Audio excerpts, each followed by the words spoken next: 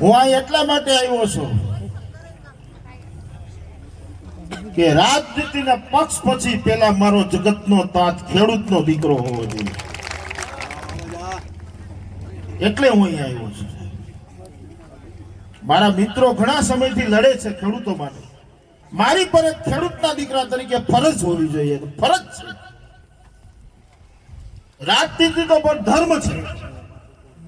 આપણા લોકોને, આપણા વિસ્તારને, આપણા ખેડૂતોને અન્યાય થતો હોય અને તમે બંગડીયું પહેરીને ઘેરે બેસાડ્યો ને, એ તો અધર્મ, ન્યાય ન કહેવાય ખેડૂતો માટે સાહેબ. આપણે ઈકો હટાવવું જોઈએ ને, તો આ ગુજરાતમાં બીજા બધાને છોડી દઈએ.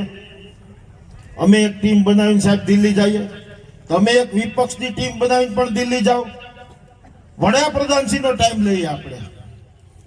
વડાપ્રધાનશ્રી મને એટલી ખબર પડે કે વડાપ્રધાનશ્રીને આપણે વાત કરશું તો ખેડૂતને ક્યાં નુકસાની છે એ કઈ છે.